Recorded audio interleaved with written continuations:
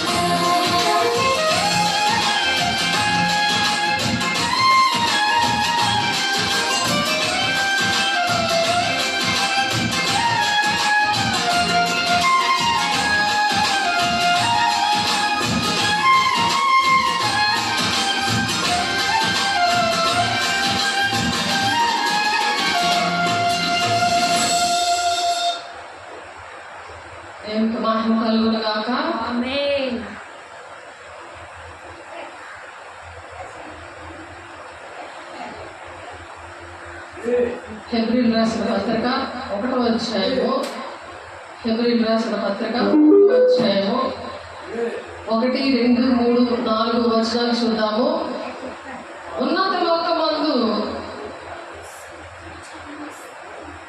పూర్వకాలమందు నానా సమయములలోనూ నానా విధములుగాను ప్రవక్తల ద్వారా మన పితరులతో మాట్లాడే దేవుడు ఈ దినమున మన దినాలు లెక్కించడం మనకు నేర్పించడానికి ఇష్టపడుతున్నాడు. దేవుడికి మహిమ కలుగును గాక.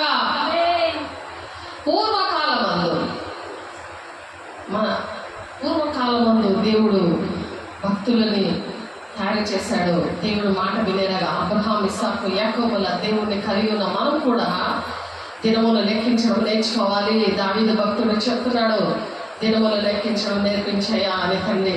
వ్యర్థము సమస్తము కూడా వ్యర్థము అని ప్రసంగి రాస్తున్నాడు. ప్రసంగి గ్రంథంలో రాస్తున్నాడు దేవుడు భక్తుడు. లోకమంతా నిండుతుంది జీవపు డంబంతో, అహంకారంతో నిండిపోనుంది. పాపంలో, శాపంలో ఏర్పరచబడిన ఇది మోసగించి లోకము ఏర్పరచబడిన దేవుని పిల్లలని సాతాను మోసగించాడు.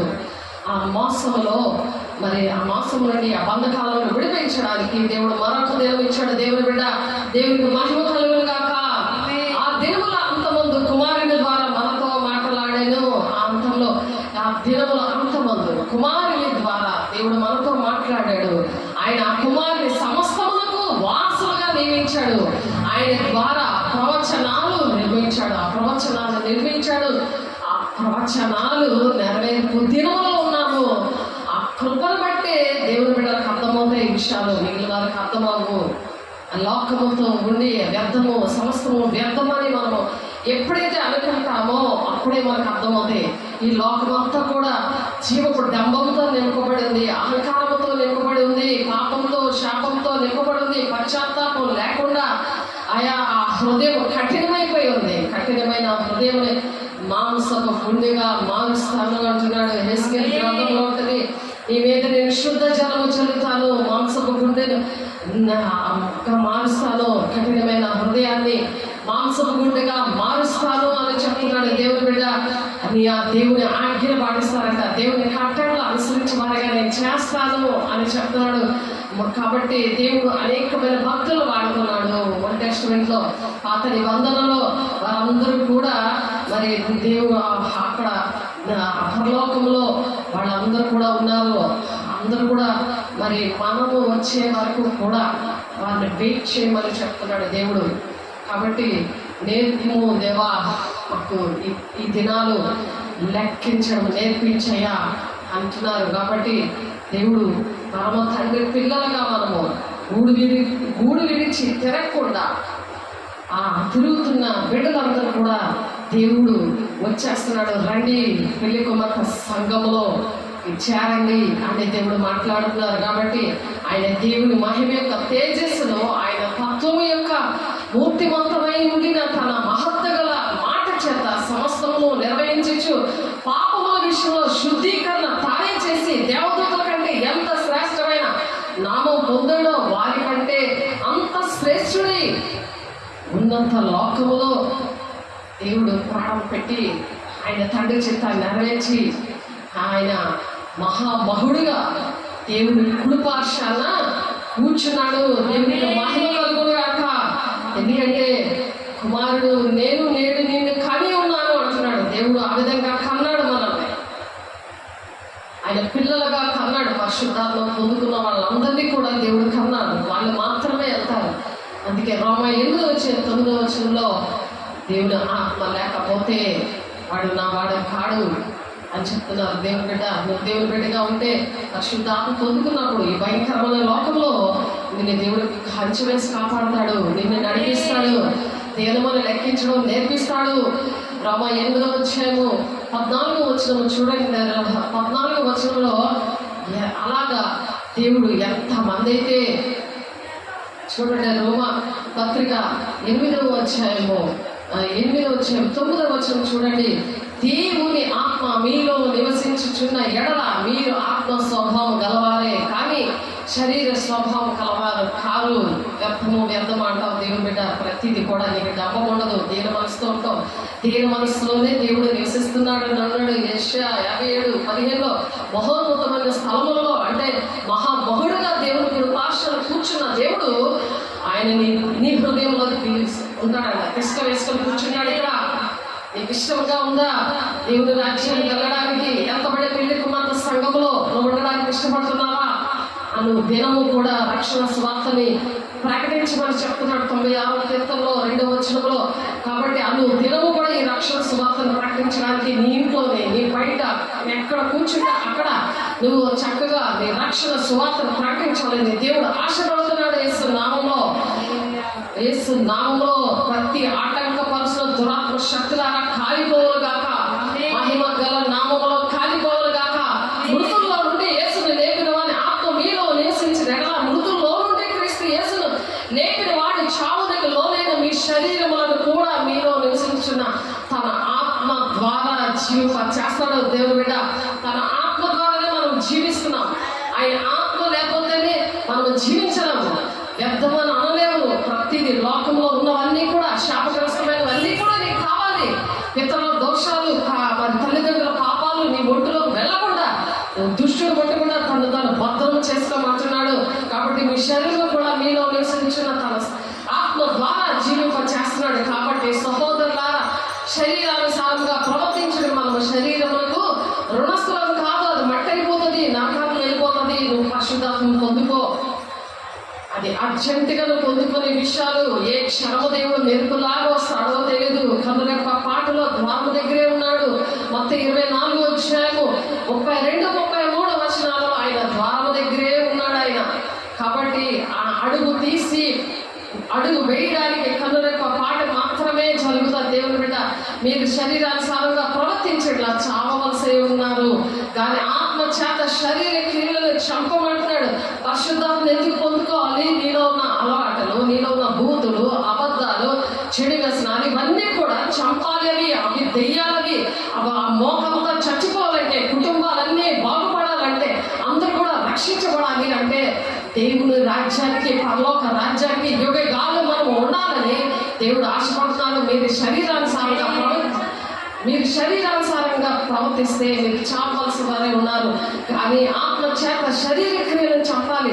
పరిశుద్ధాత్మ దేవుని పొందుకున్నప్పుడు ప్రతి ఒక్కరికి మేలు చేస్తావు. దెయ్యాలు కడగడ వణుకుతాయి అడుగు పెట్టిన దగ్గర. నీ రోగులు స్వస్థపరుస్తావు. దేవుని బిడ్డ, నీ బిడ్డలో ఉన్న దెయ్యాలు నువ్వు వెళ్ళగొట్టుకుంటావు. దేవా వందనాలు. దేవునికి ఆత్మ చేత ఎందరూ నడిపించబడతారో వాళ్ళే నీ కుమారులు, నీ కుమార్తె అంటారు. ఎవరు నీ కుమారులు, కుమార్తె అంటే దేవుని ఆత్మతో ఎంతమంది నడిపించబడతారో వాళ్ళే నీ కుమారులు, కుమార్తెలు అంటారు. ఏదైనా మరలా భయపడ్డకు మీరు దాస్యపు ఆత్మను పొందలేదు, కానీ దత్తపుత్ర ఆత్మను మీరు పొందారు. ఆత్మ కలిగిన వారమే మనము అబ్బా తండ్రి అని మొరపడుతున్నాం. అందుకే ఏదైనా బాధ వేదన వస్తే మాది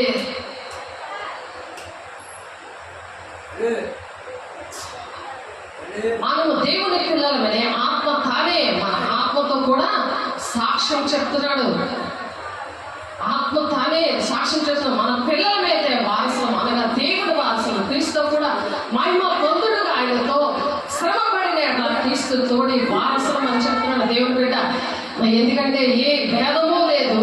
అందరూ పాపం చేసి దేవుడు అనుగ్రహించిన మహిమను పొందలేకపోతున్నారు. దేవుని యొక్క మహిమ నుండి అధిక మహిమలోనికి మనము ఉండడానికి దేవుడు ఆశపడుతున్నాడు. దేవుని బిడ్డ, ప్రకటన గ్రంథము 1వ అధ్యాయము చూద్దాము. ప్రకటన గ్రంథము 1వ అధ్యాయంలో దేవుడు ఒక మాట చెప్తున్నాడు చూడండి. ప్రకటన గ్రంథము 1వ అధ్యాయము 17వ వచనంలో దేవుని యొక్క మహిమ ఆవరిస్తుంది మిమ్మల్ని.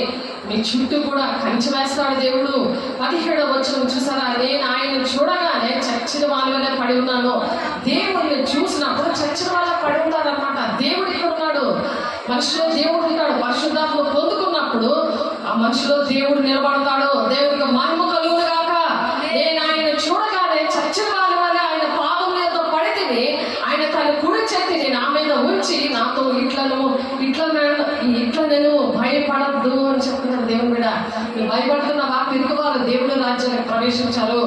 మత్తయి ప్రకటన 21వ అధ్యాయము 8వ వచనంలో మరి అందరి లిస్ట్ ఉంది. మరి పాపములు చేసేవారి లిస్ట్ అంతా ఉంది. అన్నిటికన్నా భయంకరమైన పాపము పిరిగితనము. పిరిగి వారు ఫస్ట్ లిస్ట్లో ఉంటారు, నరకానికి వెళ్ళే లిస్టులో. కాబట్టి నేను చూడగానే చచ్చిన వారి వల్లే పాద మీద పడ్డాను. ఆయన తన కుడి చేతిని నా మీద ఉంచి నాతో ఇట్లను భయపడకము, నేను మొదటి వాడను, కడపటి వాడను, జీవించి వాడను, మృతుడనైతే కానీ ఇదిగో యుగములు సజీవుడనే ఉన్నాను. మరియు మరణం యొక్క పాతాళ లోకం యొక్క తాళపు చెవులు నా స్వాధీనంలో ఉన్నాయి అంటున్నాడు. దేవుని స్వాధీనంలో ఉన్నాయి ఇవన్నీ కూడా. దేవుని బిడ్డ కాగా నీవు చూచిన వాటిని, ఉన్న వాటిని, వీటి వెంట కలుగుపోక వాటిని, అనగా నా కుడి చేతిలోను నీవు చూచిన 7 నక్షత్రముల గురించిన మర్మమును, ఆ 7 సువర్ణ దీప స్తంభముల సంగతి వ్రాయము. 7 దీప స్తంభములు 7 సంఘముల దూతలు. ఆ 7 దీప స్తంభములు 7 నక్షత్రములు 7 సంఘముల యొక్క దూతలు, వాళ్ళే సేవకులు. ఆ సేవకులను దేవుడు వాడుకుంటున్నాడు. దేవునికి మహిమ కలుగును గాక. వీళ్ళు లెక్కించడం నేర్పిస్తారు, దినములు లెక్కించడం నేర్పిస్తారు. కాబట్టి దేవుడికి మహిమ కలుగును గాక. మరి యోహాను సువార్త 17వ అధ్యాయము 3వ వచనంలో ఒకసారి చూడండి. యోహాను సువార్త 17వ అధ్యాయము, యోహాను సువార్త 17వ అధ్యాయం రాసుకోండి దేవుని బిడ్డలారా. దేవుడు దినములు లెక్కించడం దేవుడు మనకు నేర్పిస్తున్నాడు. దేవునికి మహిమ కలుగును గాక. దేవుడు మన మధ్య మనతో మాట్లాడుతున్నారు. దేవునికి మహిమ కలుగును గాక. యోహాను 17వ అధ్యాయం 3వ వచనంలో అద్వితీయ సత్య దేవుడు అయిన నిన్నను నీవు పంపిన యేసుక్రీస్తును ఎరుగుటే నిత్య జీవము. దేవుడు నీలో ఉంటాడు, నువ్వు తెలుసుకో. నీలో ఉండి నీకు జయమిస్తాడు. ప్రతి విషయంలో వేదనలో ఉన్నావా, బాధలో ఉన్నావా, చింతలో ఉన్నావా, పాపంలో శాపంలో ఉన్నావా, నేను విడిపించడానికి దేవుడు నీ దగ్గరికి వచ్చాడు, నీ ఇంటిలోకి వచ్చాడు. చూడు, దేవుడిని చూడడం నేర్చుకో, దేవుడు మాటలు వినడం నేర్చుకో, దేవుడి స్వామిని వినడం నేర్చుకో. ఎందుకంటే మధ్యాకాశానికి ఆయన రాబోతున్నాడు. ఆయన బోర స్వత్వం వింటేనే మనము ఎత్తబడే పెళ్లికి మాత్రం సంగమలో ఉంటాం దేవుని మీద. కానీ దేవుని యొక్క మహిమ మనలో ఉండాలి. దేవుని యొక్క మహిమ ఉన్నప్పుడే పరిశుద్ధాత్మ దేవుడు కార్యాలు చేస్తాడు. దేవుని బిడ్డ 1 కొరింథీయులు రాసిన పత్రిక 15వ అధ్యాయంలో సూర్యుని మహిమ వేరు, చంద్రుని మహిమ వేరు, నక్షత్రముల మహిమ వేరు అంటున్నాడు. మహిమలోని తేడాలు ఉన్నాయి. ఏ మహిమ నువ్వు కలిగి ఉన్నావు, ఎక్కడ నువ్వు వాడబడుతున్నావు, ఏ విషయంలో దేవుడు నిన్ను ఆశీర్వదించాడు, ఆ విషయంలో నువ్వు బాధ్యత వహించాలి. నేను ఆశీర్వదిస్తే నువ్వు తిని పడిపోవడం కాదు, నువ్వు పరిశుద్ధాత్మ పొందుకోకుండా మరి నువ్వు ఆ ధనాపేక్షతో ఉండడం కాదు, ఆ సోమపోతులో పడుకోలేదు కాదు. ఈ అంచు దినాల్లో నీ వల్లనే రాకడ యేసయ్య రాకడ ఆలస్యం అవుతుంది. నువ్వు దేవుని మాటలు ప్రకటించాలి, దేవుని యొక్క మహిమతో నువ్వు ప్రకటించాలి. ఆ మహిమను పొందుకునే శిష్యులు మరి అగ్నిజ్వాల వంటి ఆత్మతో నింపబడి వాళ్ళు అనేకమైన దేశాల్లో మరి ప్రకటన చేశారు. ఎక్కడ చూసినా సరే దేవుని కార్యాలే, దేవుడి బిడ్డలు చేసిన అద్భుత కార్యాలే ఎక్కడ విన్నా చరిత్రలో, ఇప్పుడు చూసినా ఎక్కడ చూసినా దేవుని బిడ్డల పేర్లే మానమోగుతా ఉన్నాయి దేశంలో. కాబట్టి ప్రపంచం అంతటా కూడా దేవుని యొక్క శిష్యులందరూ కూడా ప్రాణాలను పక్కన పెట్టి వాళ్ళు దేవుని మహిమతో కార్యాలు చేశారంటే కృప దేవుడు మనందరికీ కూడా దయచేయును గాక. కాబట్టి మహిమ నుండి అధిక మహిమలోనికి మనం ఉండడానికి దేవుడు ఆశీర్వదించారు. మనల్ని దినాలు లెక్కించడానికి, దేవుడు రాకడ విషయంలో మనం సిద్ధపడి అనేక మందిని సిద్ధపరచడానికి దేవుడు మోషే దగ్గర ఎలా ఉన్నాడు? ఆయన అగ్ని స్తంభంగా నిలబడేవాడు ఆయన. కాబట్టి అలాగే అగ్ని స్తంభాలుగా మనం నిలబడాలని దేవుడు ఆశపడుతున్నాడు. దేవుని బిడ్డ దేవుని గురించి ఎంత తెలుసుకుంటే అంత మహిమతో మనం నింపబడతాం. దేవుని వాక్యము మనం ఎంత తెలుసుకుంటే, దేవుని ఎంత ఎరిగితే మనకు నిత్య జీవం వస్తుంది. దేవుని బిడ్డ దేవునికి మహిమ కలుగును గాక. నువ్వు ఎంత లోకం కోసం తెలుసుకుంటే అంత సాతాను నీ ఒంటిలో నిండిపోతా ఉంటాడు. నీకు బోర పని చేయదు, నీ కుటుంబం పాడైపోద్ది, నీ గ్రామం పాడైపోద్ది, వల్ల నీ దేశం పాడైపోతుంది. గమనించు, దేవుడు ఇవన్నీ కూడా ధవల సింహాసనం దగ్గర లెక్క అడుగుతాడు. కాబట్టి దేవుని భయం కలిగిన దేవుని బిడ్డలారా దేవుడి యొక్క గుణాలు తెలుసా నీకు? యేసు ప్రభుతో మాట్లాడారా ఎప్పుడైనా?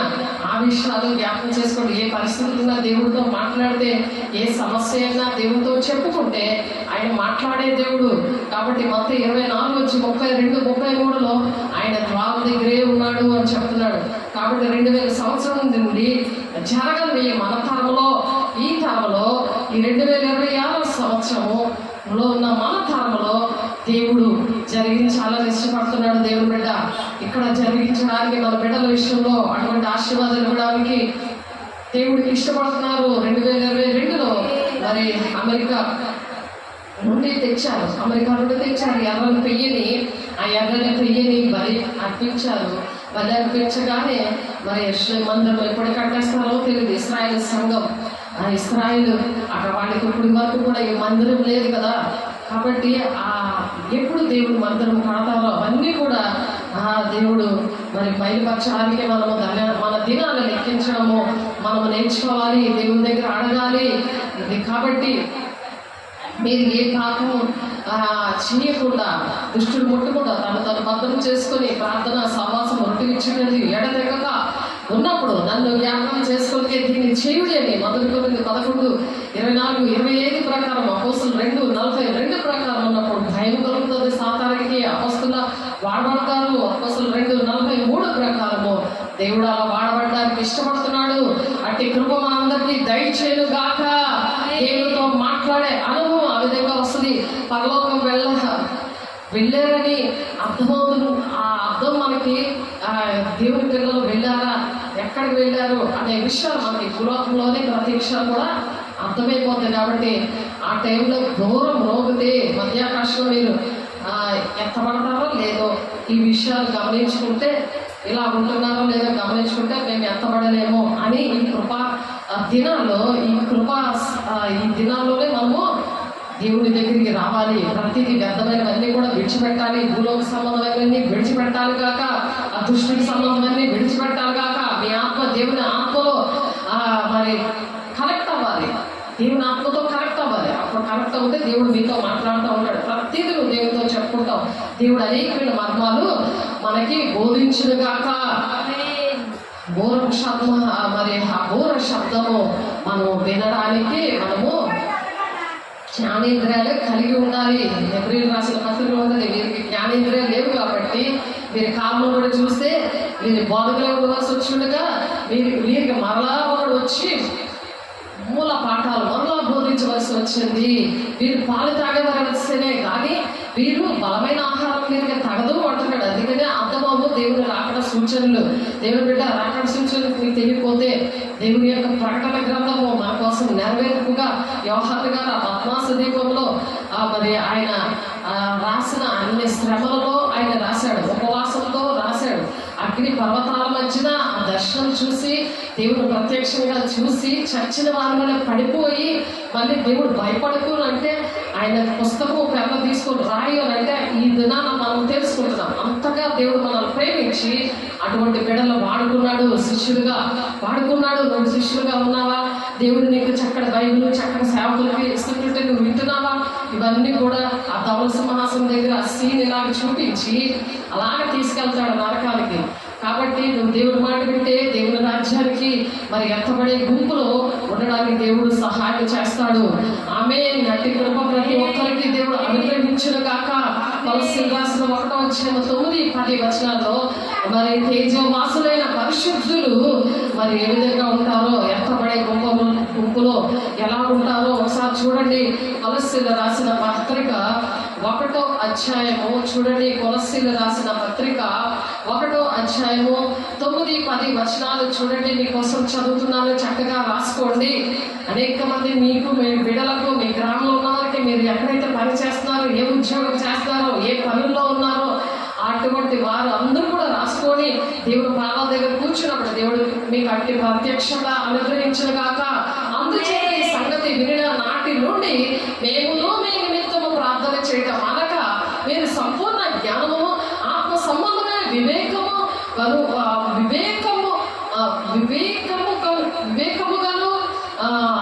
వివేకము కలిగిన వారు గాను మరి ఆయన చిత్తమును పూర్ణముగా గ్రహించిన వారునై సఫలమగుచు, దేవుని విషయమైన జ్ఞానమందు అభివృద్ధి పొందొచ్చు.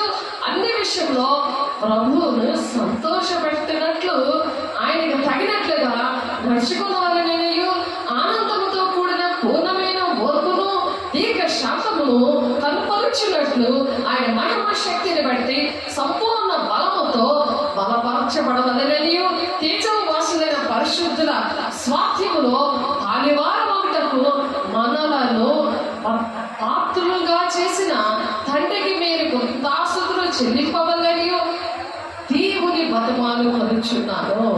దేవుని బిడ్డలుగా మనము దేవుని రాజ్యానికి వెళ్ళడానికి, దేవుని తేజవాసులైన పరిశుద్ధుల స్వాస్థ్యంలో మనం పాడివారు అవ్వాలని దేవుడు మనతో మాట్లాడుతున్నాడు. ఆయన చిత్తం ఏంటని దేవుడు పాదాల దగ్గర పడి అడగాలి. దేవా, నా పట్ల నీకున్న ప్రణాళిక ఏంటి, నా పట్ల నీకున్న చిత్తం ఏంటి అని అడగాలి. అప్పుడు తేజవాసులైన పరిశుద్ధుల స్వాస్థ్యంలో మనం పాడివారు పొందుతాము.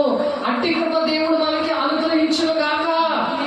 కాబట్టి దేవుడు మరి హెబ్రీయులకు రాసిన పత్రికలో కూడా ఒక మాట ఉంది చూడండి. హెబ్రీయులకు రాసిన పత్రిక 11వ అధ్యాయం, హెబ్రీయులకు రాసిన పత్రిక చూడండి, తీయండి అందరినీ.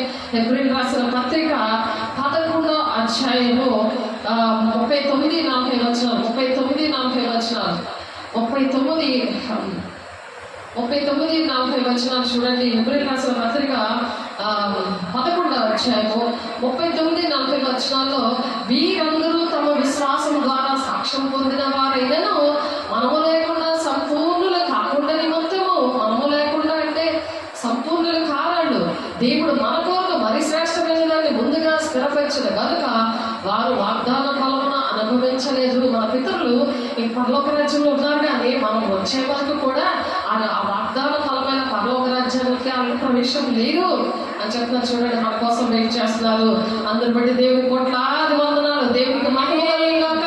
పాత నిబంధన భక్తులు పరదేశంలో ఉన్నారు. ఆ పరదేశంలో ఉన్న బిడ్డలతో దేవుడు మీరు వెయిట్ చేయండి అని చెప్తున్నారు. మనం వచ్చే వరకు కూడా మన కోసం దేవుడు మనం సిద్ధపడాలి. ఇక్కడ దేవుని రాజ్యం కట్టడానికి లేట్ చేస్తున్నారు, అందుకనే లేట్ అవుతుందని మొత్తం 24 వచ్చేలోనే దేవుడు మాటలు ప్రకటించాలి. ఇటువంటి మాటలు మనం త్వరగా ప్రకటిస్తే దేవుడు త్వరగా వస్తుంది. కాబట్టి మనం తేజవాసుల్లో నివాస స్థానము మనం తేజవాసులతో మనము నివసిస్తాము. దేవునికి మహిమ కలుగు కాక. దేవుడు అటువంటి కృపనిచ్చినందుకు దేవునికి వందనాలు, స్తోత్రాలు. దేవునికి మహిమ కలుగును గాక.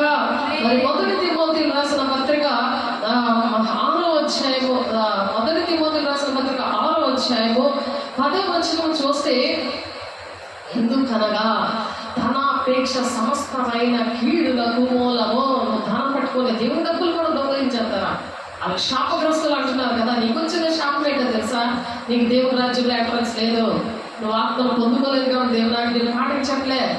మనుషుల దగ్గర దొంగలించేస్తున్నావు కరెక్టే, కానీ దేవుడి దగ్గర కూడా నువ్వు దొంగలించేస్తావా? దేవుని ఆజ్ఞలు పాటించవా? నువ్వు ఒకసారి ఆలోచన. దేవుని రాజ్యం ఎంత నువ్వు ఆపేస్తున్నావు, దేవుని రాజ్యం కట్టబడకుండా నువ్వు ఎంత అడ్డుకుంటున్నావు ఒకసారి ఆలోచించు దేవుని బిడ్డ. ఎందుకనగా ధనాపేక్ష సమస్తమైన కీడులకు మూలము. కొందరు దాన్ని ఆశించి విశ్వాసం నుండి తొలగిపోయి, నువ్వు తొలగిపోయావు, నీకు విశ్వాసం లేదు, నిరీక్షణ లేదు, భూ సంబంధమైన వాటి కోసం వెతుక్కొని దానికోసమే ఏడ్చుకుని ఉంటావు 24 గంటలు కూడా. కాబట్టి నా బాధలతో తమ్మును తామే పొడుచుకున్నారట. తమ్మును తామే పొడిచేసుకున్నారు వాళ్ళు. అలాంటి చీకట్లు పడతాయి. అలాగే చీకట్లు పట్టాయి అని చెప్పినా సరే అర్థం అవ్వట్లేదు. అంత ఆ చీకటితోటి ఆ చీకటి యొక్క మహిమలోనే ఆనందిస్తున్నారు. మహిమ నుండి అధిక మహిమకు మనం ఉంటే ఆ మహిమ రాజ్యానికి వెళ్ళాలని సిద్ధపడట్లే. కాబట్టి దేవుజనుడా, నీవైతే వీటిని విసర్జించి నీతిని, భక్తిని, విశ్వాసంలో, ప్రేమను, ఓర్పును, సాత్వికమును సంపాదించుకున్నటకు నువ్వు ప్రయాసపడు.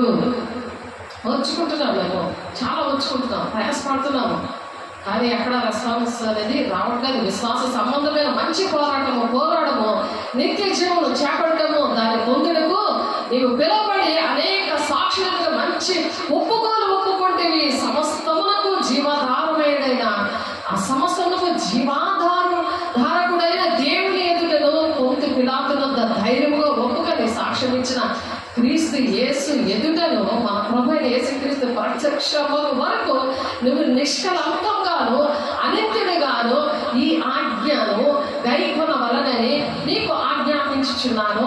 దేవుని యొక్క ఆజ్ఞలు ఎన్ని శ్రమలు నీకు వచ్చినా సరే నువ్వు భూ సంబంధమైన వెతుక్కోకుండా అన్ని వ్యర్థమైనలు విడిచిపెట్టకుండా నువ్వు ఉన్నావనుకో దేవుని రాజ్యంలో ఉండవు. అందుకనే లోకాసువార్త 18:29 ఆయన రాజ్యం నిమిత్తం ఇంటి నేను మరి దేవుని శిష్యులు అలాగా విడిచిపెట్టారు.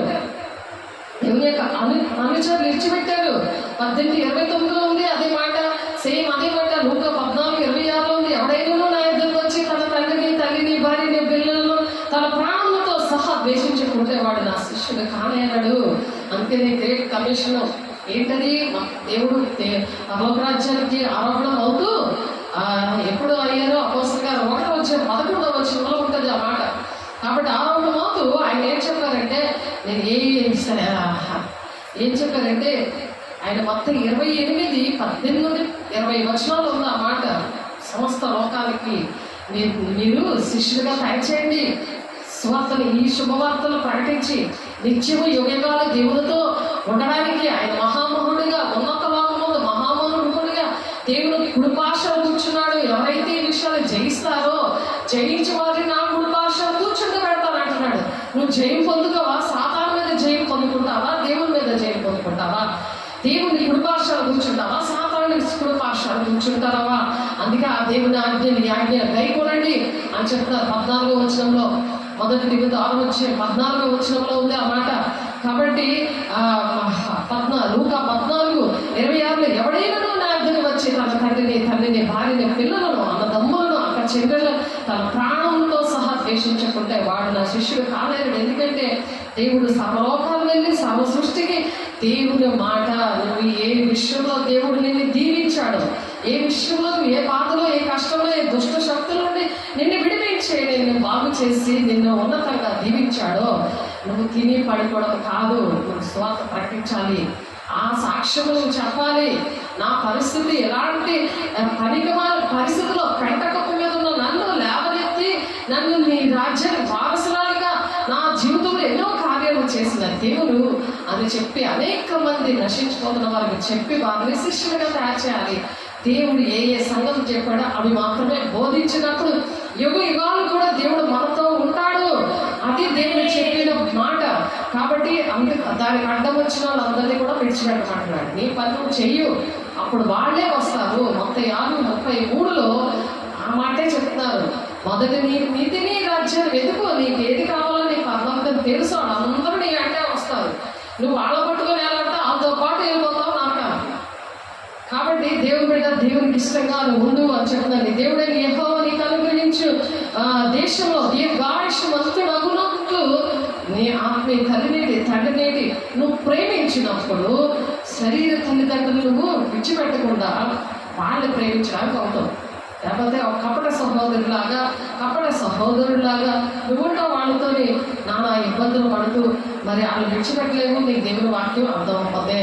కాబట్టి కొత్తగా జన్మించిన శిశువులను పోలిన వారి నిర్మలమైన వాక్యము వలన రక్షణ విషయంలో ఎదుగు నిమిత్తము ఆ పాలనే మీరు అపేక్షించండి అని చెప్తున్నాడు. అలాగ అపేక్షించినప్పుడు నువ్వు జీవిస్తున్నావు కానీ మృతుడివే అన్నట్టు ఉండవు. పనికొచ్చే పాత్రగా ఉంటావు. దేవుని బిడ్డ పనికొచ్చే పాత్రగా ఉండాలని దేవుడు ఆశపడుతున్నారు. కాబట్టి పనికొచ్చే పాత్రగా, దేవుని యొక్క ఘనమైన పాత్రగా, ఆయన చేతిలో బలమైన ఆయుధాలుగా మనం ఉండాలని దేవుడు ఆశపడుతున్నారు. దేవుని బిడ్డ దేవునికి అలాగా దేవుడు ప్రతి ఒక్కరిని కూడా అట్టి విధంగా దేవుడు వాడుకొనుగాక. ఆమేన్. కాబట్టి ఆయన ఆజ్ఞల గైకొనువాడు ఆయన యందు నిలిచి ఉండను.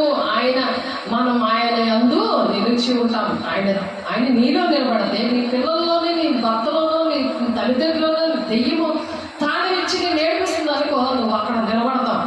ఎవరు నిలబడతారు? అగ్ని స్తంభంగా దేవుడు నీ ఒంట్లో నిలబడతాడు. ఆమేన్. అది చెప్తారు. 1 యోహాను 3:23 ఆయన ఆజ్ఞలను గైకుంటే, దేవుని చిత్త ప్రకారం నువ్వు ఉంటే, అలా గైకున్నప్పుడు ఆయన యందు ఆయన నిలిచి ఉంటాడట. ఆయన యందు నిలిచి ఉండును, ఆయన నీ యందు నిలిచి ఉండును. నీ యందు నిలబడి ఉంటాడు. ఆయన నీలో నిలబడి ఉంటాడు. ఇప్పుడే ఒక దుష్టుడు వస్తే మరి నిలబడున్న మనిషి అక్కడ ద్వారం దగ్గరే నిలబడితే దుష్టుడు పటాపంచలు అయిపోయాడు. దేవుడికి మహిమ కలుగును గాక. ఎందుకంటే అగ్ని స్తంభము ఒంటిలో ఉండదు. ఆత్మ దీవెనాలను పొందుకున్న వారికి అది దినదినము నూతన పరచబడదు. శరీరము బలహీనంగా ఉన్నా సరే ఆత్మ నిన్ను జీవింప చేస్తుంది. దినము నూతన పరుస్తాడు. దేవునికి మహిమ కలుగును గాక. మరి సామెతలు 18:10 యెహోవా నామము బలమైన దుర్గము, నీతి మందులు అందులోనికి పరిగెత్తుకొని వస్తాడట.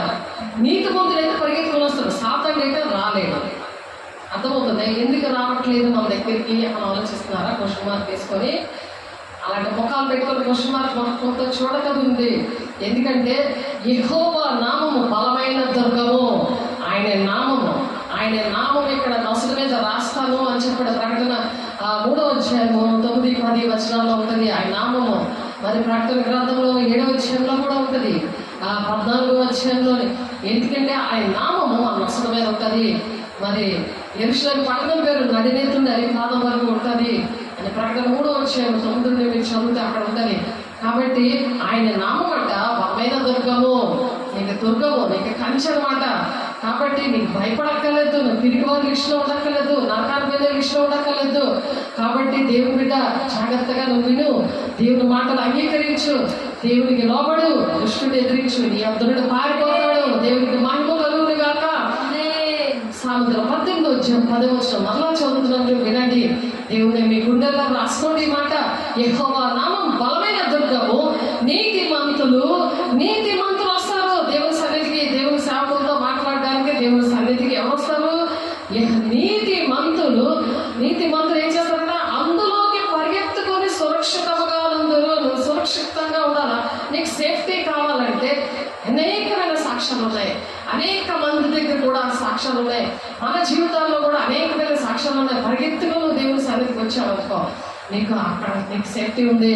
హెబ్రీయులకు రాసిన పత్రిక 7వ అధ్యాయం 25వ వచనంలో ఆయన తన ద్వారా దేవుని యొద్దకు వచ్చి వారి పక్షమున విజ్ఞాపనం చేయుటకు నిరంతరము జీవించుచున్నాడు. వచ్చేవరకు వచ్చే బెనిఫిట్ ఏంటి తెలుసా? నీ కోసం దేవుడే విజ్ఞాపన చేస్తాడట. దేవునికి మహిమ కలుగును గాక. హెబ్రీయులకు రాసిన పత్రిక 7వ అధ్యాయం 25వ వచనం, నేను నా దేవుడు నాతో మాట్లాడిన విషయం ఇది. ఆయన తన ద్వారా దేవుని యొద్దకు వచ్చి వారి పక్షమున, ఆయన పక్షంలో ఉన్నావునుకో, ఆయన పక్షంగా నువ్వు సాధారణ పక్షంగా లేకుండా దేవుని పక్షంగా ఉంటే నువ్వు దేవుని ఆజ్ఞలు పాటిస్తావు. వాక్యంలో ఎలా ఉందో అలా నడుస్తావు. దేవుని వాక్యం బాగా వింటూ ఆ వాక్య ప్రకారం నడుస్తూ దేవుని కుమార్తెగా ఉంటూ ఆయన కలిగి ఉన్నప్పుడు నీలో నుంచి జీవజాల నదులు అలా ప్రవాహంలో ప్రవహిస్తుంటే నీ పిల్లలు మారుతారు. నువ్వు నిలబడితే జీవులు ఉన్న బిడ్డలు మారుతారు. నీకు చూపించిన దేవుడు చెప్పినా సరే నా వల్ల కాదు అని అన్ని దెయ్యం చెప్తుంటే నా వల్ల కాదని దానికి వంతు పలుకుతున్నావు. అదేంటంటే దాని మాట పలుకుతున్నావు. కానీ దేవుడు ఏంటంటే దేవుడి మాటకు లోబడట్లేదు, దుష్టుడిని ఎదిరించట్లేదు. నువ్వు దుష్టుడికి లోబడిపోయి దెయ్యాన్ని అలగొడుతున్నావు, దేవుడినే అలగొట్టేస్తున్నావు, దేవుడు మనుషులే అలగొట్టేస్తున్నావు. దేవుడి బిడ్డ ఒకసారి ఆలోచించుకో. దేవుడు నీకు అవన్నీ కూడా తీర్పులో అడుగుతాడు. దేవుడు అడుగుతాడు ధవళ సింహాసనం దగ్గర. ప్రకటన 20వ అధ్యాయంలో ఉంటుంది. మీరు చూడండి, అందులో అవన్నీ చెప్పడం జరిగింది. డిస్క్రిప్షన్లో చూడండి, అటువంటి వాక్యాలు స్టేటస్లో చూడండి. మీకు ఒక్కొక్కరికి పంపించాలంటే టైం కుదరదు. కాబట్టి స్టేటస్ చూడండి, సబ్స్క్రైబ్ చేసుకొని ఆ వాక్యాలు చూడండి. దేవుడి వాక్యాలు ఇవి నావు కాదు, నావనుకొని మీరు భ్రమపడకండి. ఇవి దేవుడి వాక్యాలు. దేవుడు నాకు భయపరిస్తే నా పని నేను చేస్తున్నాను, మీకు ఏమి భయపరిస్తే మీ పని అది చేయాలి. అది తండ్రి చిత్తము. దేవునికి మహిమ కలుగును గాక. తండ్రి చిత్తం ఎవరైతే నెరవేరుస్తారో వాళ్ళే దేవుని రాజ్యంలో ప్రవేశిస్తారు. ఆ ప్రవేశం ఎవరికి వస్తుంది? తండ్రి చిత్తం నెరవేర్చబడిన వాళ్ళకి. లేకపోతే అక్రమం చేయాలి కొంటే మీరు ఎవరో నాకు తెలియదు అంటాడు మొత్తం 7వ అధ్యాయం 21వ వచనంలో. కాబట్టి ఆయన తన ద్వారా దేవుని యొద్దకు వచ్చి వారి పక్షమా. దేవుని దగ్గరకు వస్తున్నావా? దేవుని దగ్గరికి వెళ్తున్నావా? దేవునితో మాట్లాడే అనుభవం నేర్చుకున్నావా? ఎక్కడికి వెళ్తున్నావో? అబద్ధ బోధన దగ్గరికి వెళ్తున్నావా? దెయ్యాల బోధ దగ్గరికి వెళ్తున్నావా? త్వరగా కీర్తన 26:4 ఉంది. దుష్ట సంఘం నుండి నువ్వు బయటికి రా అని చెప్తున్నాడు. యేసు నామములో బయటికి రమ్మని ఆజ్ఞాపిస్తున్న నజరేయుడైన యేసు నామములో నీ మహిమ గల దేవుని నామములో పరీక్షించుకోండి అని అందుకే చెప్తున్నాడు. ఏ ఆత్మ ఈ అంచె దినాల్లో అబద్ధ ప్రవక్తలు బయలుదేరుతున్నారు అంటున్నాడు. ఏ ఆత్మ రక్షించుకోండి అని మొదటి యోహాను 4:1 అందుకే చెప్తారు. దేవుడు బిడ్డ హెచ్చరిక చేస్తున్నప్పుడు దేవుడు ఆ హెచ్చరికకి నువ్వు హెచ్చరించకపోతే ఆ ప్రాణానికి నువ్వే ఉత్తర్వులు పడతాడు. నువ్వు విని నీ కుటుంబాన్ని రక్షించుకో, నీ గ్రామాన్ని, నీ దేశాన్ని రక్షించుకునే బాధ్యత నీకు నాకు ఉంది. తిమోతి పత్రికలో ఉన్నది. సంపూర్ణ భక్తి కలిగి మాండితైన భక్తి కలిగి ఉండి మనుషులందరి కోసము, రాజుల కోసము ప్రార్థన చేయవచ్చు. అప్పుడు నువ్వు నెమ్మదిగా సుఖంగా బ్రతుకుతావు. ఇది దేవుని దృష్టికి అనుకూలమైనది. నీకు సుఖం లేదు, నెమ్మది లేదంటే కారణాలు ఇవే. ఎక్కడున్నావు, ఏ భక్తిలో ఉన్నావు? దేవుడు ఒకటి చెప్తుంటే వ్యర్థమైన ఆరాధన చేస్తున్నావా? మనుషులు కల్పించిన పద్ధతులు అవే దైవోపదేశాలకు వ్యర్థమైన ఆరాధన చేసి టైం వేస్ట్ చేసుకోకు. దేవుడు బిడ్డ, దేవుడు నిన్ను ప్రేమించి చెప్తున్నాడు. దేవుడు అతి కృప నీకు దేవుడు దయచేయను గాక. 20:11 అయితే పరాక్రమం గల సూర్యుని వలె యెహోవా నాకు తోడై ఉన్నాడు. ఎలా తోడై ఉంటాడు? పరాక్రమం గల సూర్యుని వలె నీకు తోడై ఉంటాడు. ఎవరికి నువ్వు భయపడుతున్నావు? సాతానికి ఎందుకు భయపడుతున్నావు? సాతాను మాట విని నువ్వు లోక సంబంధంగా, నువ్వు ధనాపేక్షతో, జీవకుటంతో ఎందుకు నువ్వు అహంకారంతో ఉన్నావు? తగ్గించుకునే హృదయం లేదు. దేవుని దగ్గర తగ్గించుకున్నప్పుడు వాళ్ళు హెచ్చించబడతారు. దేవుని రాజ్యంలో హెచ్చించబడతాం. మనము జీవ కిరీటం ఉంటుంది. అంతవరకు సహించువాడే రక్షణ పొందుకుంటాడు. మత్తయి 24:13 ఉంది అన్నమాట. అంతవరకు మనం సహించాలి. ఒక్కరోజులో అయిపోయింది కాదు రక్షణ. అనుక్షణం కూడా మనం సరి చేసుకోవాలి. అందుకే కృపాసింహాసనం దగ్గర తీర్పు పొందకపోతురు అంటున్నారు. తీర్పు ఉండదు వాళ్ళకి, అది తీర్పు ఉండదు వాళ్ళకి. అలా పరిశుద్ధంగా ఉండాలి.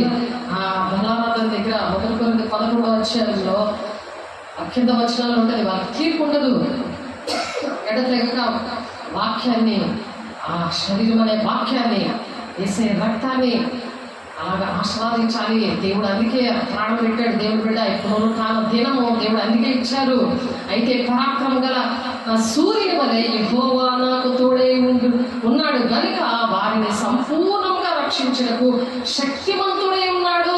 సంపూర్ణంగా రక్షిస్తాడు. సగం లోకం సగం దేవుడు కాదు. దేవుడు బిడ్డ 20:11 ఉంది. దేవుడు బిడ్డ ఒకసారి చూడండి, రాసుకోండి. నీకు సంపూర్ణమైన రక్షిస్తాడంట. నువ్వు మాట వింటే, దేవునికి లోపడితే. దేవుడి మాటలు ఇవి నా మాటలు కాదు. నేను చెప్తున్నాను అనుకోకండి. దేవుడు మీరు కూడా నిలబడి, నాకు కూడా తెలియదు నేను ఏం చెప్తానో నేను అడ్డమే నా పని. ఇంట్లో నేను గోజాడతాను దేవుని దగ్గర. దేవాన్ని బిడ్డలకి ఏం చెప్పాలి?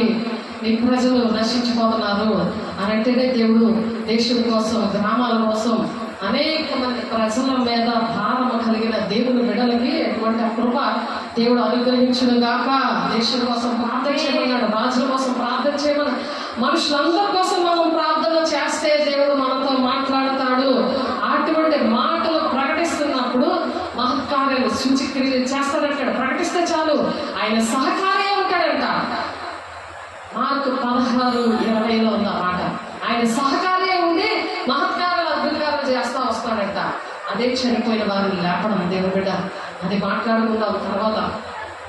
20:11 అయితే పరాక్రమ ఇర్మియా గ్రంథం 20:11 అయితే పరాక్రమ గల సూర్యుని వలె యెహోవా నాకు తోడై ఉన్నాడు. నన్ను హింసించేవారు నన్ను గెలవక తొట్టిల్లుదురు. నిన్ను ఎవరైనా హింసిస్తున్నారా? ఆ గెలవరు. నువ్వు ఎప్పుడైతే గురి వద్దగా పరిగెడతావో, నువ్వు సత్యవాక్యమును నువ్వు చక్కగా చెబుతావో, సత్యం అనే సత్య స్వరూపమైన ఆత్మను పొందుకొని సత్యవాక్యాన్ని నువ్వు ఇష్టపడతావో, పరిశుద్ధాత్మను అప్పుడు పొందుకుంటావు. దేవుడికి లోపడినప్పుడే నువ్వు దేవుడు వాక్యం నీ హృదయంలో భద్రపరచబడితేనా వాక్యం అనే దేవుడు, తండ్రి, కుమార, పరిశుద్ధాత్మ దేవుడు నీ ఒంట్లో వస్తాడు. నువ్వు పిలిచినా రారాడు. ఎందుకంటే నువ్వు సత్యవాక్యంలో లేవు. భూ సంబంధం వెతుక్కుంటున్నావు, శరీరాచారంలో దుఃఖంతో ఉంటున్నావు. భూ సంబంధమైన అవన్నీ కూడా పక్కన పెట్టి దేవుడు మరి ఆయన నీ పక్షాలు అన్నాడట. పరాక్రమం గల సూర్యుని వలె నీకు తోడై ఉన్నాను, నాకు తోడై ఉన్నాను అని చెప్తున్నాడు. నన్ను హింసించి వారు నిన్ను గెలవక తొట్టిల్లుదురు. వారు యుక్తిగా జరుపుకొనరు గనుక బహుగా సిగ్గుపడుదురు. వారెన్నడూ మరోబడిన నిత్య అవమానం పొందుదురు. అవమానం వస్తుంది, సిగ్గు పొందుతారు. ఎప్పుడైతే నువ్వు దేవుని పక్షంలో లేవో, నీకు తోడై ఉండడు. ఏదో చెప్పేస్తారు, నీకు తోడై ఉంటాడు అనే మాటలు చెప్పడం కాదు. పనులు చేస్తే ఆ మాటలు నీకు వర్తిస్తాయి. ఆశీర్వదిస్తావేమో, కానీ నువ్వు అలా నడుస్తే నీకు అది వర్తిస్తుంది. ఆ ఆశీర్వాదం నీకు వర్తది, లేకపోతే అది మా దగ్గరికి తిరిగి వస్తుంది. అది దేవుని వాక్యం చెప్తుంది. సైన్యములకు అధిపతి యెహోవా, నీతిమంతులను పరిశోధించువాడు నీవే. సైన్యములకు అధిపతి యెహోవా ఏం చెప్తున్నారు? నీతిమంతులను పరిశోధించువాడు నీవే, అంత హృదయములను హృదయములను చూచువాడు నీవే. నా రాజ్యమును నీకే అప్పగించుచున్నాను, నీవు వారికి చే ప్రతిదండన నేను చూతునుగాక. ప్రతిదండన చేస్తే మనం చూస్తాం. ఎవరైతే సన్నిధికి ఆటంకపరుస్తున్నారో, దేవుని రాజ్యాన్ని కట్టడానికి దేవుని డబ్బులు దొంగిలిస్తున్నారో, దేవుని రాజ్యాన్ని కట్టడానికి సాకాల పేర్లు జీవగ్రంథంలో ఉంటాయనండి. జీవగ్రంథంలో నీకు ఉండడం ఇష్టం లేదా? నీ పేరు జీవగ్రంథంలో ఉండడం ఇష్టం లేదా? ప్రకటన 20 అధ్యాయంలో చూడు, అందులో ఉంది. అవన్నీ చెప్పడం జరిగింది. యెహోవాను కీర్తించుడి, యెహోవాను స్తుతించుడి, దుష్టుల చేతిలో నుండి దరిద్రుల ప్రాణం ఆయనే విడిపించుచున్నాడు. దుష్టుల చేతిలో నుండి దరిద్రుల ప్రాణాన్ని దేవుడే విడిపిస్తాడు. కాబట్టి నేను పుట్టిన దినము శపించబడను గాక, నా తల్లి నన్ను కన్య దినము శుభదినం అని అనబడకుండును గాక, నీకు మగపిల్ల పుట్టేదని నా తండ్రికి వర్తమానము తెచ్చి అతనికి అధిక సంతోషం పుట్టించిన వాడు శాపగ్రస్తుడెవరు? కాబట్టి దేవుడి శాపమా ఆశీర్వాదమా మనం పొందుకుంటుంది, అది మనం గమనించాలి. దేవుని బిడ్డ, ఆయన యెరూషలేమునకు ప్రయాణమే పోవచ్చు, మరి పట్టణములలోనూ గ్రామాల్లోనూ సంచారం చేస్తున్నాడు. ఈ విషయాలన్నీ చెప్పడానికి ఇవన్నీ మనకి నేర్పించాడు. మనం అవి నేర్చుకోవాలి. లూకాసు వార్త చూడండి, లూకాసు వార్త ఈ మాట చెప్పుకొని ముగించేద్దాము. లూకాసు వార్త 13వ అధ్యాయము. దేవుడు ఈ భూలోకానికి వచ్చింది. ఏం చేశారు? అవి నేర్చుకోండి. ఫస్ట్ సువార్తల్లో ఉంది, అవి నేర్చుకోండి. ఆ సువార్తలో ఉన్నది ప్రకటన గ్రంథంలో నెరవేర్పులో వస్తుంది. ఆయన 2వ రాకడలో రాబోతున్నాడు. సిద్ధమవుదాం, ప్రతి ఒక్కరు మనం సిద్ధమవుదాం. లూకాసు వార్త 13వ అధ్యాయము 22వ వచనంలో నుండి చదివేసి మనము ముగించుకుందాం. లూకాసు వార్త 13వ అధ్యాయం 22 నుంచి 34 వచనాలు చూడండి. ఆయన యెరూషలేమునకు ప్రయాణమే పోవచ్చు, బోధించు, పట్టణంలోనూ గ్రామంలోనూ సంచారం చేయించుండను. ఒకడు ప్రభువా, రక్షణ పొందువారు కొద్దిమందైనా అని అడుగుతున్నారు. రక్షణ పొందేవారు కొద్దిమందైనా అని అడుగుతున్నారు అక్కడ. అయితే ఆయన వారిని చూసి ఇరుకు ద్వారా ప్రవేశించే పోరాడండి అంటున్నాడు. ఇరుకు మార్గము మేము నడుస్తుంది, ఇరుకు మార్గం. మీరు నడుస్తుంది ఎక్కడ మార్గం? విశాలం ఉన్న దగ్గరికి వెళ్ళాలి. జనాలు ఉన్న దగ్గర కావాలి. ఎందుకంటే పెళ్ళిళ్ళు అవ్వాలి, ఏంటి ఏవైనా మీకు శుభకార్యాలు, మరి చావు కార్యాలు, ఇవన్నీ కూడా రావాలి, కావాలి. కాబట్టి అందులో ఉంటే చాలా అనుకుంటున్నారు. కానీ హస్తకృత ఆలయాలు దేవుడు ఉండడు. దేహం అనే దేవుని ఆలయము మన శరీరము. మన శరీరంలో ఉంటారు. మనం ఎక్కడికి వెళ్తే అది అక్కడ ఆలయం. ఎంతమందికైనా భూలోకం అంతా కూడా నువ్వు రక్షణ నువ్వు పొందుకున్నప్పుడు, అలాగే నీ దేహం దేవుని ఆలయంగా ఉన్నప్పుడు నువ్వు రక్షించగలవు. ఆ లెక్క దేవుడు అక్కడ, అది నీ పరలోక బ్యాంక్ అన్నమాట. అక్కడ నీ డబ్బులు ఉంటాయి. ఇక్కడికి ఎంత ఖర్చు పెడతావో దేవుడి కోసము పరలోక బ్యాంకులో అది చిల్లి సంచి కాదు. నీ కోసం ప్రతి రూపాయి కూడా అక్కడ రాయబడి ఉంటుంది. దేవుడి బిడ్డ, నీ శ్రమ, నీ కష్టము, నీ కన్నీరు, నీ రక్షణానందమైన మారు మనసు, దైవ చిత్తానుసారమైన దుఃఖము రక్షణానందమైన మారు మనసును కలిగిస్తుంది. నీ మారు మనసు కలిగిస్తుంది. దేవుడి బిడ్డ, శరీరానికి దుఃఖము మానే అది మరణానికి దారితీస్తుంది. దాని ముందు అనారోగ్యాలు, అలా మరణానికి దగ్గరైపోతాం, అలా నరకానికి దగ్గరైపోతాం. దేవుడి బిడ్డ, మాట విను. ఎందుకంటే ఒకడు ప్రభువా, రక్షణ పొందువారు కొద్దిమందేనా ఆయన అడుగుతుంటే ఆయన వారిని చూసి ఇరుకు ద్వారా ప్రవేశించే పోరాడండి. ఇది పోరాటం. దేవునాథం తోడుకుంటే పోరాటం ఉండదు. చాలా సంతోషంగా చక్కగా మనం చేయొచ్చు. అది దేవుని యొక్క ఆయన భారము సులువైనది. సమస్త భారాన్ని మోయించిన వాళ్ళు నా దగ్గర అంటారు. ఆయన భారం అయితే సులువైనది, తేలికైంది అంటున్నాడు. ఆ తేలికైంది పక్కన పెట్టేసి అనేకమైన భారాలు మోసేస్తున్నారు. అనేక భారాలు, అనేకమైన సమస్యలు, అనేకమైన ఇబ్బందులు, అనేకమైన శాపాలు, అనేకమైన పాపాలు అనే భారము మోసేస్తున్నారు. దుష్టుడు వాళ్ళ కుడి పక్కన ఉంటాడట. భక్తిహీనులు కుడి పక్కన వారి ప్రార్థన పాపమైపోతుందట. ఆ పాపమైపోయిన భారాలైతే మోసుకొని తిరుగుతున్నారు. కాబట్టి సమస్త భారాన్ని మోయించిన వారాల నాయకుడండి, మీకు నేను విశ్వాసం చేస్తాను. నా భారము తేలికైనది, అది సులువైనది అంటున్నాడు ఆయన. ఆయన భారం మోయాలి. ఏంటి ఆ భారం అంటే ఇరుకు భాగంలో ప్రవేశించి పోరాడదాం. ఆయన వారిని చూచి ఇరుకు ద్వారా ప్రవేశింప పోరాడి అనేకులు ప్రవేశింప జూతులు అందరికీ దేవుని రాజ్యం కావాలి. దుర్బోధం అనుకుంటారు, కానీ వారి వలన కాదని మీతో నిశ్చయంగా చెప్తున్నాను. మీ వల్ల కాదు. ఎప్పుడైతే మీరు దేవునికి లోబడతారో, దుష్టుని ఎదురిస్తారో, అప్పుడు మీ వల్ల అవుతుంది. ఇరుకు మార్గం ప్రవేశించడానికి పోరాడుతూ ఉంటారు. కాబట్టి దేవుడు ఆయన వారిని చూచి ఇరుకు ద్వారంలో ప్రవేశించమంటున్నారు. కాబట్టి ఇంటి యజమానులు లేచి తలుపు వేసిన తర్వాత మీరు వెలుపల లేచి తలుపు తట్టి, అయ్యా మాకు తలుపు తీయమని చెప్పనారంభించినప్పుడు ఆయన తలుపు వేసేస్తాడు. నాలుగు తలుపు ఎలాగైతే మూసేశాడు దేవుడు, అలాగే 5 కన్యకలు వస్తే తలుపు మూసేశారు కదా. 5 10 మందిలో సిద్ధపడ్డారు కదా. అందుకే సగం మంది వెళ్తారు ఇరుకు మార్గంలో.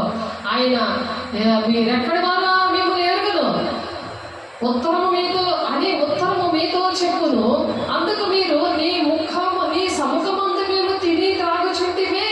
అంటే మా ఇంట్లోనే ఉన్నారు, నీ దగ్గరే కదా తిన్నాం యేసయ్య, నీతోనే మేము ఉన్నాం కదా, మీ దగ్గరే పడుకున్నాం కదా. పడుకున్నారు, నా దగ్గర పడుకున్నారు, నాతోనే ఉన్నారు.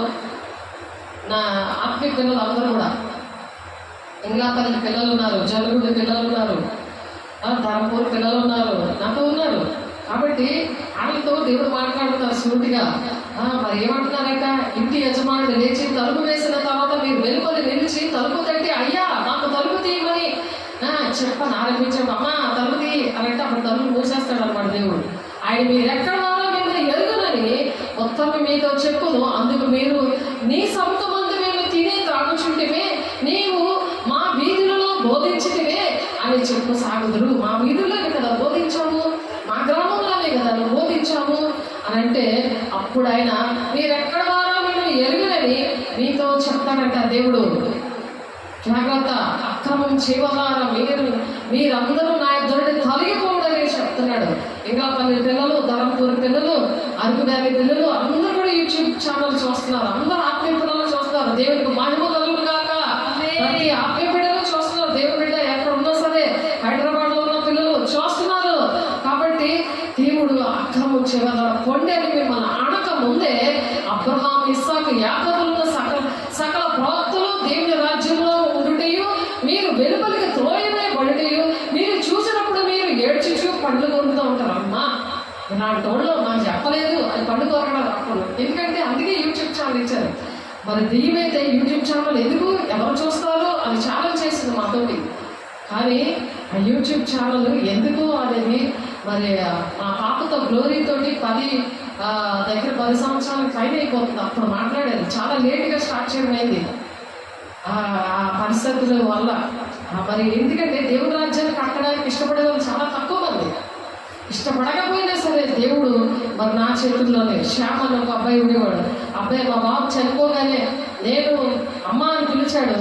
నేను మీకు సంఘం విషయంలో, కుటుంబం విషయంలో నేను బాధ్యత వహిస్తానని మమ్మీ అని పిలిచాడు. మరి ఆ అబ్బాయి నన్ను బాప్తిస్మం అని నన్ను అడిగాడు. అబ్బాయి బాప్తిస్మం తీసుకున్నప్పుడు స్టార్స్ ఇలా ఆకాశంలో స్టార్స్ అబ్బాయి మీద పడ్డాయి. నేను ట్రాక్ మీద పాడుతున్నానంటే స్టార్ మార్కులు, మరి ఆ ట్రాక్ మీద తనే అవన్నీ సెర్చ్ చేశాడు. యూట్యూబ్ ఛానల్ కూడా తనే సెర్చ్ చేశాడు. కానీ అది కొన్ని రోజులు ఆగిపోయింది. కానీ మరి దేవుడు ప్రణాళిక, గురి ఎత్తుగా పరిగెట్టబడినాడు కదా, ప్రణాళిక మాత్రం దేవుడి ప్రణాళిక ఎవరి విషయంలో కూడా ఆగదు. నువ్వు దేవుడి ఆత్మను పొందుకుంటే ఎవరు ఆగిపోయినా నువ్వు ఆగకుండా నీలో ఉన్న దేవుడు, నువ్వు దేవుని ఆజ్ఞలు పాటిస్తున్నాడు, నీలో ఉంటానని చెప్తున్నాడు కదా. మొదటి 3:23 వచ్చంలో ఆయన ఆజ్ఞలను ఆయన చిత్త ప్రకారము మరి ఉన్నవాడు, ఆయన ఆజ్ఞలు గైకున్నవాడు, ఆయన నిలిచి ఉండదు. ఆయన మన యందు కూడా నిలబడి ఉంటాడంట. నీ యందు నా యందు కూడా నిలబడతాను అంటున్నాడు. కాబట్టి దేవుని యొక్క వాగ్దానం ఏంటంటే తండ్రి చిత్తాన్ని నెరవేర్చినప్పుడు దేవుడు మన పట్ల ఏ ప్రణాళిక ఉందో అది ఆయన చేసుకుంటాడు. ఆయన మన పక్షాన్ని ఆయనే చేస్తాడు. మనం చేయక్కర్లేదు, మనమేం చెప్పక్కర్లేదు. ఆయన తోడే ఉంటాడని చదువుకున్నాం మనము. ఫిబ్రవరి రాసిన పత్రిక 7:25 ఆయన ద్వారా దేవుని యొద్దకు వచ్చి వారి పక్షమున విజ్ఞాపనము చేయుటకు నిరంతరము జీవించుచున్నాడు. అయితే పరాక్రమము గల సూర్యుని వలె యెహోవా నాకు తోడై ఉన్నాడు. 20:11. కాబట్టి దేవుడు అలా మాట్లాడతాడు, సూటిగా మాట్లాడి నీ కన్నీరు తుడిసి ఎవరు నీకు సహాయం చేయకపోయినా పరిశుద్ధాత్మ దేవుడు నీతో ఒక్కడుంటే చాలు. దేవుడు నీతో సహకరిస్తాడు, నీతో ఉండి మాట్లాడతాడు. దేవుడు బిడ్డ అందరినీ చేయించేస్తావు నువ్వు. కాబట్టి మరి 28వ అధ్యాయము 28వ వచనం చూడండి. ఎక్కడ లూకాసు 13వ అధ్యాయము 28వ వచనం చూద్దాం. అబ్రహాము, ఇస్సాకు, యాకోబులు సకల ప్రవక్తలు దేవుని రాజ్యంలో ఉండడయు మీరు వెలుపలికి త్రోయబడ్డయు మీరు చూసినప్పుడు మీరు ఏడ్చుచు పండ్లు కొరుకుదురు. మరియు జనులు తూర్పు నుండి, పడమటి నుండి, ఉత్తరం నుండి, దక్షిణ నుండి వచ్చి దేవుని రాజ్యం అంతా కూర్చుందరు. ఎందుకంటే ఈ వార్త అలా వెళ్ళిపోతుంది. ఈ channel Glory Gospel Church Organisation అనే ఛానల్ అలా వెళ్ళిపోతుంది. కాబట్టి వాళ్ళు దేవుని రాజ్యంలో వచ్చి కూర్చుంటారంట. ఇదిగో కడపటి వారిలో కొందరు మొదటి వారు అవుతురు, మొదటి వారిలో కొందరు కడపటి వారు అవుతురు. ఫస్ట్ వచ్చారు దేవుని అగ్నితో నింపబడ్డారు. మరి ఆ గలతీ సంఘంలాగా ఆత్మాసారంగా ప్రారంభించి శరీరానుసారంగా మిగిలిపోయారు. కాబట్టి ఆ గడియలోనే కొందరు పరిసయ్యులు వచ్చి నీవు ఇక్కడ నుండి బయలుదేరిపోము, హేరోదు నిన్ను చంపగోరుచున్నాడని యేసయ్యతో చెప్తున్నారు. ఆ దినాల్లో యేసయ్య విషయంలో ఎలా జరిగిందో, మరి యేసయ్య పరిచయం చేసిన యేసయ్య లాగా మరి క్రీస్తు కలిగిన సంపూర్ణత గలవారందరూ అన్ని విషయాల్లో ఎదుగుతున్నారు. ఎస్ఐ 4:15-12 వచనాల్లో ఉంటుంది అక్కడ. కాబట్టి అలా ఎదుగుతున్న వారి విషయాల్లో కూడా అటువంటి కార్యాలే జరిపిస్తుంటాడు. అటువంటి అనుభవమే వారికి నేర్పిస్తుంటాడు. అందరి బట్టి దేవునికి మహిమ కలుగును గాక. ఆయన వారిని చూచి మీరు వెళ్ళి ఆ నక్కతో ఇలాగ చెప్పిడి, ఇదిగో నేడును రేపును నేను దెయ్యముల వెళ్ళగొట్టుచు స్వస్థపరచుచు నుండి 3వ దినమున పూర్ణ సిద్ధి పొందుతాను అని దేవుడు ఛాలెంజ్గా చెప్తున్నాడు వాళ్ళకి. అయితే మనం కూడా అలాగే చెప్పాలి. దేవుని శక్తితో దేవుని అభిషేకం పొందుతుంది. దేవుడు తెలుసా ప్రతి ఒక్కరిని విడిపించడానికి యెరూషలేమా ప్రవక్తలు చంపుచు నీ యొద్దకు పంపబడిన వారిని రాళ్లతో కొట్టుచు ఉండుదానా, కోడి తన పిల్లలను తన రెక్కల కిందకి ఎలాగో చేర్చుకున్నా అలాగే ఎన్నో మార్లు నేను నీ పిల్లల్ని చేర్చుకోవాలని ఉంటిని. కానీ మీరు అల్లకపోతే మీకు ఇష్టం లేదు. దేవుడు ఆనాడు బాధపడుతున్నాడు. ఈనాడు దేవుడు బిడ్డలు కూడా ఇక్కడ మేము కూడా అలాగే బాధపడుతున్నాం. దేవుడు బిడ్డలారా ఒకసారి ఆలోచించుకోండి. ఇదిగో మీ ఇల్లు మీకు పాడుగా విడబడుచున్నది, ప్రభు పేరుకు వచ్చేవాడు స్తుతింపబడుగా. కానీ మీరు చెప్పే వరకు మీరు నన్ను చూడాలని మీతో చెప్పుచున్నాను. కాబట్టి దేవుడు నేను చూడాలంటే, దేవుడు సేవకులని చూడాలి, కలాలంటే దానికి ఒక ఇది ఉంది, టైం ఉంది. అంతవరకు చూడాలి. ఇదిగో మీ ఇల్లు మీకు పాడుగా నిలబడుచున్నది, ప్రభు పేరట వచ్చేవాడు స్తుతింపబడు కాక అని మీరు చెప్పే వరకు. ప్రభు పేరట వచ్చేవాడు స్తుతించబడదు కాక. ప్రభు పేరటే ఉన్నాం మేము. ఆయన కోసమే బ్రతుకున్నాం, ఆయన కోసం తింటున్నాము, ఆయన కోసం బ్రతుకుతున్నాం. ఇంకో పాయింటే లేదు జీవితంలో. అందరినీ విడిచిపెట్టి అన్నీ విడిచిపెట్టి దేవుడు అన్నీ కలిగిన వారిగా దేవుడు చేశాడు. అందరినీ విడిచిపెడితే ఎవరైనా ఇహలోకంలో తల్లిదండ్రులు, అన్నదమ్ములు, అక్క చెల్లెలు, భూములు, ఆస్తులు ఆఖరి ఇచ్చే జీవిస్తామన్నాడు. అది మన దేవుడికి మనకున్న ప్రణాళిక. దేవుడి మాటలు దీవించును కాక ప్రార్థన చేసుకుందాం. పరిశుద్ధుడా, ప్రేమ గల దేవ, అభిషేకుడా నాయన, అయా మీకు నాయన అనేకమైన కోట్లాలు వందనాలు చెల్లిస్తున్నావా. అయా దైవావేశం వల్ల గద్దించము, తుదిచేపు శిక్ష వేయము అని చెప్తున్నాం ప్రభా. పరిశుద్ధాత్మడా నాయన, అయా నిన్న ప్రభా ఎన్న వాక్యాలు నూరంతలుగా ఫలవంతంగా ఫలింపదయచేయండి నాయన. అయా పరిశుద్ధాత్మడా నీకు వందనాలు. మహిమగల దేవానికి స్తోత్రాలు, అభిషక్తుడానికి స్తోత్రాలు, సర్వశక్తిమంతుడానికి స్తోత్రాలు నాయన. అయా నీకే మహిమ రావాలి కాక. నీ ఆత్మతో నింపండి ప్రతి ఒక్క బిడ్డని. అయా నీ మహిమతో నింపండి నాయన. అయా నీ ఆజ్ఞలు పాటించేవారిగా ప్రభు, కఠినమైన హృదయాలను మాంసపు గుండెగా చేయండి నా తండ్రి. కట్టడలను అనుసరించేవారిగా అయా హెస్కేల్ గారు రాసిన పత్రికలో నువ్వు చెప్పినట్టు ప్రభా వారందరికీ కూడా అటువంటి మనసును దయచేయండి. పరిశుద్ధుడా నీకు వందనాలు. మహిమగల దేవానికి స్తోత్రాలు. అయా నా తండ్రి నీ కృపలో భద్రపరచండి ప్రతి ఒక్కరిని ప్రభు. అయా ఏ మహిమతో మీరు నింపాలని ఆశపడుతున్నారో, వాక్యము నాయన వింటున్నప్పుడు, వాక్య ప్రకారం నడుస్తున్నప్పుడు నాయన మహిమ నుండి అధిక మహిమలోనికి తీసుకెళ్తారంటున్నావు నాయన. ఆ మహిమ కార్యాలు ప్రభు, ఆ సాతాను బంధకాలు నా తండ్రి ఆ మహిమ కార్యాల్లో అవి కాలిపోవును కాక, ప్రతి బంధకాలు, ప్రతి దుష్ట శక్తులు కాలిపోవును కాక అని బిడ్డలని సాక్షిగా నిలబడి అయ్యా నా తండ్రి నాయన నీ రాజ్యానికి సహకారులుగా ఉండి పిలిపి 4:3 ప్రకారము నా తండ్రి జీవనంలో ప్రతి ఒక్కరి పేరు ఉండునుగాక. మీరే అట్టి కృపను దయచేస్తున్నందుకు, అట్టి మహిమను ప్రతి ఒక్కరి మీద కుమరిస్తున్నందుకు, అయా దినమును లెక్కించడం మాకు నేర్పిస్తున్నందుకు వందనాలు స్తోత్రాలు చెల్లిస్తూ యేసయ్య పరిశుద్ధ నామములో బ్రతిమలాడి వేడుకుంటున్నాము తండ్రి ఆమేన్. తండ్రి యొక్క దీవెన, కుమారుని యొక్క కృప, పరిశుద్ధాత్మిక నిత్య సహవాసము సదా కాలము మనందరికీ తోడైంది నడిపించును గాక. ఆమేన్. God bless you. దేవుడికి మహిమ కలుగును గాక. దేవుడు మిమ్మల్ని దీవించి ఆశీర్వదించును గాక. ఆమేన్.